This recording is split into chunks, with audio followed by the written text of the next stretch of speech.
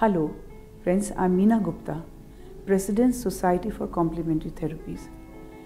We have been discussing a lot of mental health disorders in the past, and today my topic is anhedonia. It is lack of feeling pleasure in anything that you wish to do, whether it is your daily routine or whether it is having a physical contact with a partner or your spouse. So let's talk about two kinds of anhedonia. There is social anhedonia and physical anhedonia. Now when we talk about social anhedonia, people don't want to interact with each other. They are in seclusion, they want to be on their own, they don't want to meet people, they don't want to interact with people. While physical anhedonia is when you don't want to have any physical sensations, even a hug from your spouse or your children, or a touch, any kind of a physical contact. It could be sex, it could be anything, but it has to be a physical touch, which people are not liking it at all.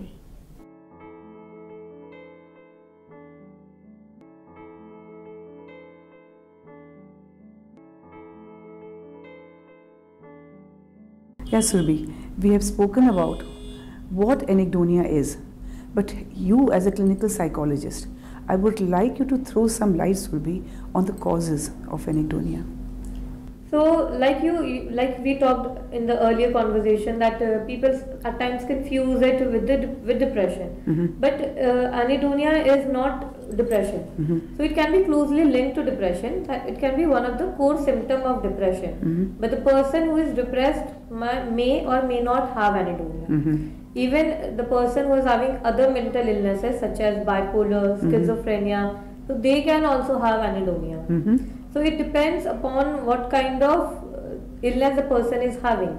So it could be due to any kind of physical illness also. So at times the people who take some kind of recreational drugs and the medicines, antipsychotic, antidepressant medicines, so that also have side effects, and those medicines can also lead to have anhedonia in a person.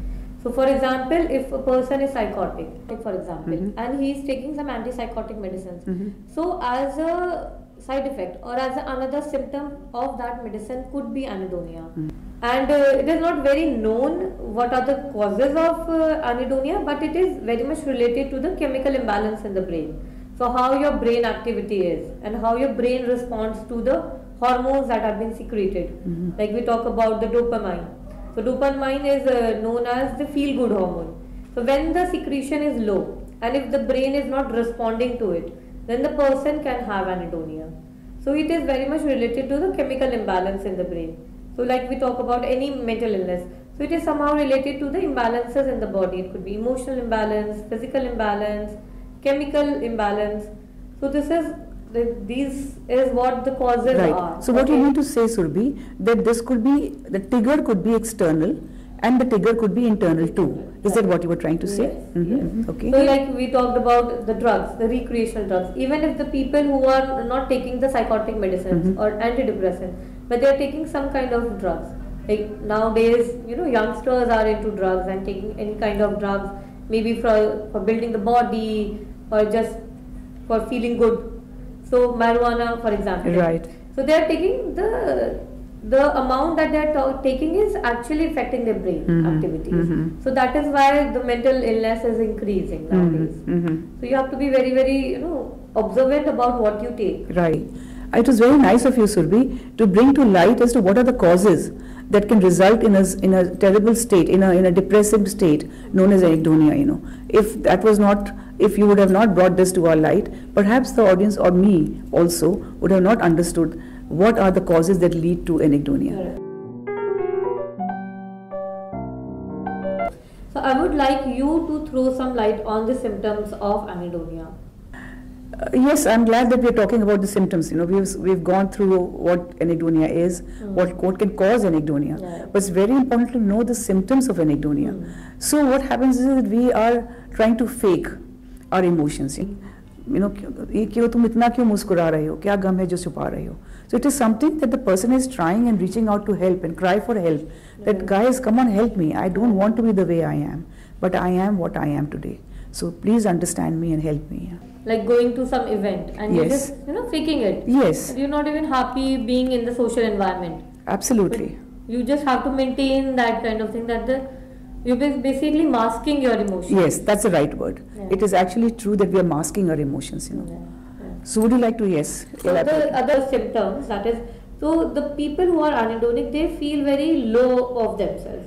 So the self-esteem, the confidence is very low, and they feel very negative about themselves. So the negative emotions are, covered up. So they are feeling very trapped. So they feel that, no, my life is not very worth living, or I have no motivation left in me. The worthlessness, the feeling of, hopelessness and worthlessness comes to that person. And which could also, lead to taking some extreme steps like thinking about suicide or suicidal ideation and even trying suicide. So that is something that the person who is anhedonic and having those kind of negative emotions around him can take such kind of steps also. Right, I can understand that, One is feeling trapped.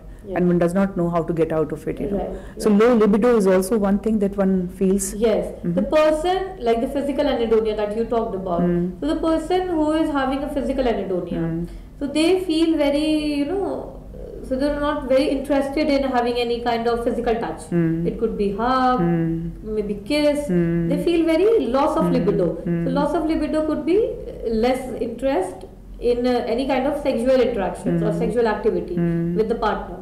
So they are very low on libido. So this is the major symptom of physical libido. So you feel that your emotional ability to feel maybe sensitive about others is decreased. And then what can they do to come out of this situation? They feel very trapped. They feel like they are, always under some kind of scanner, but they are just not able to, release from these symptoms. Right. So this is how the family comes into play, right, or the primary caregivers come into play, because they know and they are seeing the person and they are seeing the symptoms that the person is showing, which is not very typical of that person. Yes, so also feel that they are negative towards themselves and others. Yes. About the surroundings, they are very negative, Yeah. They get up in the morning, they start to feel life is not worth living, Yeah. So the motivation is not there at all, Right. So the family plays a great role when it comes to any kind of mental illness, even the risk factors. So it depends widely on what kind of family environment or what kind of family history the person has. That will lead to the risk if the person is at higher risk of anhedonia. So let's talk about the risk factors. Now there are many risk factors. The major ones are, if you have a family history of major depression or schizophrenia, that increases the risk of anhedonia. The other risk factors that include anhedonia could be if the person has undergone any recent stressful event in his or her life. That traumatic event could be loss of a loved one, and if the person has had any kind of major illness maybe in the family, or he himself has undergone a major illness. It could be any kind of illness, it could be cancer, or it could be any other mental disorder also. So that person is at higher risk of getting anhedonia. And other major risk factor is if the person has abuse in the family or in childhood. So child abuse or any other kind of abuse or neglect that he has faced in life could be cause of anhedonia also. So if the person has undergone a sexual abuse or a physical abuse, that could be in a relationship or in family, so that adds on to the symptoms of anhedonia. And other major illness could be eating disorder. If someone who is having an eating disorder, he has the highest risk of getting anhedonia. Even females are at a very large risk of having anhedonia, because females have an ability to feel lot of pressure and stress throughout their lives, so they are at increased risk of getting a mental illness like anhedonia. So friends, now that we have taken a journey into the symptoms and the risk factors of anhedonia, let us now move forward into the treatment mode. So first, the patient or the person needs to go to a family caregiver or a medical professional. It could be a psychologist or a psychiatrist. They will determine the line of treatment and the drugs if they are needed. So friends, when we are having an issue and the symptoms that we have described in the beginning, a person should see a health professional. Like I said, it could be a psychologist, it could be a psychiatrist, and a mental health therapist. Here at the Society of Complementary Therapies, we provide these services when people come to us with these kinds of issues, and we then determine what line of action they need to take. The first course is to see a mental health professional, which could be us at the Society for Complementary Therapies, and then reaching out to a psychologist and a psychiatrist if needed. So I would strongly recommend anybody who is going through these issues to see a family health professional. Thank you.